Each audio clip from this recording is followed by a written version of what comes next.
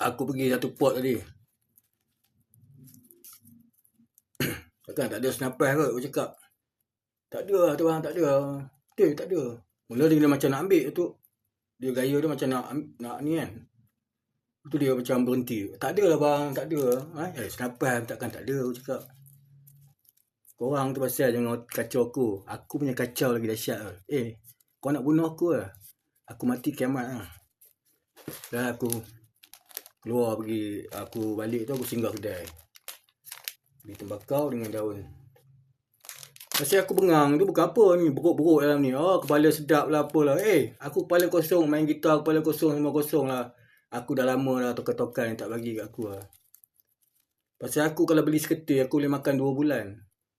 Seketul baru berapa duit. Kalau beli betul-betul tokan pure punya kan. Bukan second punya.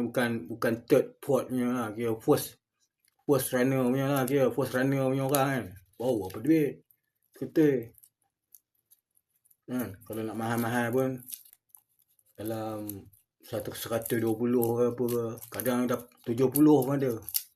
Sebatang. Bila jadi 120. Kena yang pot 3 106. Ni nak bagi runner lagi ni. Jadi 17 sebatang. 25G. 25G. Apa pasal?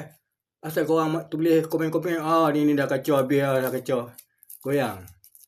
Kan aku cakap aku undercover officer. Korang datang depan pintu rumah aku. Assalamualaikum. Apa tu? Pendi.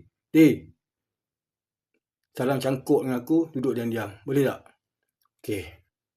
Jangan sampai aku menyusup dalam TDM tu. Aku buat konten tu hari apa semua. Belakang aku naik motor tu pagar-pagar tu TDM tu. Lampu biru dah keliling dah malam. Tak tidur malam lah korang. Dulu rela-rela ni semua kat sini tak tidur malam. Dia orang OT tu marah aku. Apa ni kacau lah. Pukimak aku cakap. Korang dapat OT kan aku cakap. Dapat standby malam apa semua. Aku bagi rezeki tu. Korang tak puas hati. Nanti nak mati lah cari aku. Tu rela ada seorang. Budak belakang.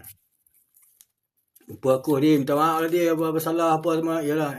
Mati. Tidak dia dengan spek dia. Sebelah dia anggota 2 orang. Actionnya depan aku. Pergilah aku pakai rela tu besar ke. Orang tu. Nak aku cerita lagi dengan polis ni macam mana. Nak bagi IC aku balik pun suruh rela bagi kan. Pasal dia orang pegang senjata. Kau bagi kat dia balik.